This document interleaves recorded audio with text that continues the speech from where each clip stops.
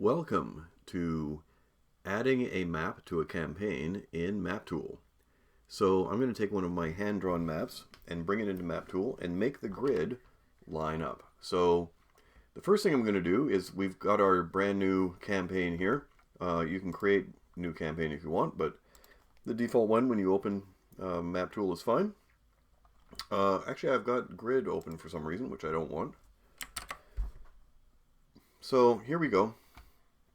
First thing we do is map, edit map. So there we go. I'm going to call this one underground encounter. I'm going to leave it at 5 feet per cell.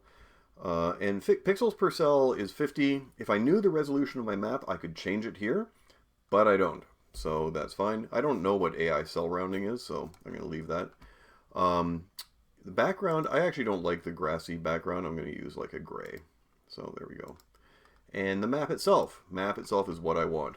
Now I can import maps from my resource library, but what I actually want to do is pull it in from the file system.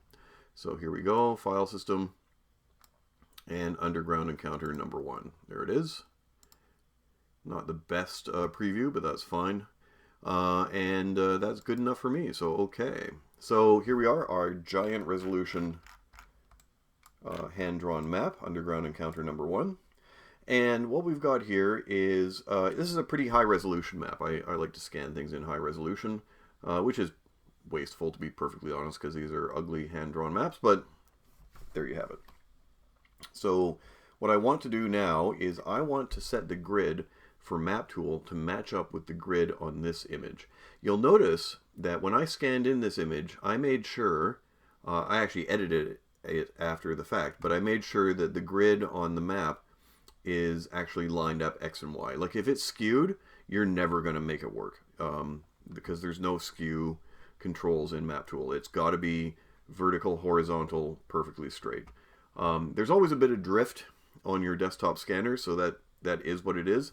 So what I do is I concentrate on the center of the map, and I allow it to sort of drift off into the corners, but I concentrate on the center of the map when I'm doing the actual grid size. So I'm going to zoom in a bit, because I need to be able to see what I'm doing. And then I'm going to do Control G, and that shows the grid, and it's hopelessly off, right? I draw maps at 10 foot per grid, and this is 5 foot per grid, so I should be getting 4 small grids in a big grid, but it's way off. So instead I would use the keyboard normally, but I'll just do it here so that you can see it. I'm going to adjust grid, Control Shift A. So I get my little window here, and you can see it starts at 50. Remember when we imported it, it said 50, and that's way off. So I'm just going to use the scroll wheel to make it bigger, big, make it bigger and bigger. And we're getting close.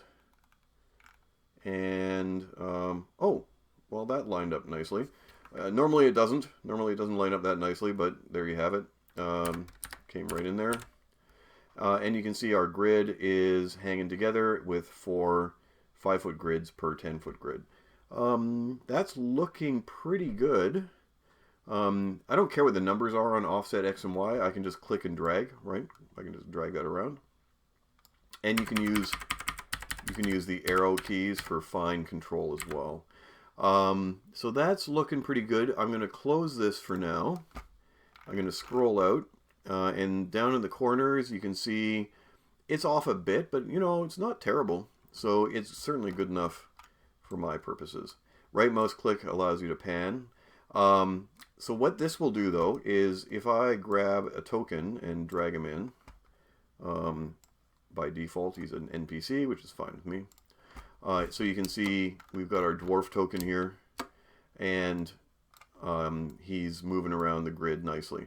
So what I typically do when I'm playing is I will actually turn off the grid so that the players just see my hand-drawn grid, and then we're good to go, right? I mean, these are pretty much lining up when I'm moving my characters around. So that's it for bringing in a map and then aligning it to your grid. Next, I am going to do vision blocking layer and show you how to limit the vision of the players so that they can only see what they can see.